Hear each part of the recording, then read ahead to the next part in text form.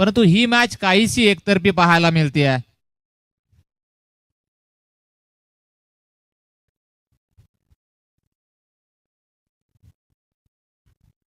यावेळेस लॉफ्ट केलाय, समोरचा बॉल समोरच मारलाय, बॉल सीमा पार, षटकार.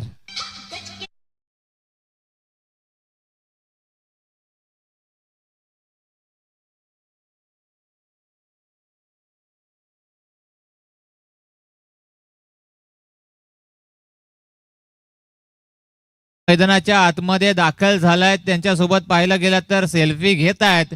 जगत सरकार संपूर्ण महाराष्ट्रभर आणि भारतभर प्रचंड फॅन फॉलोईंग त्यांची देखील आहे.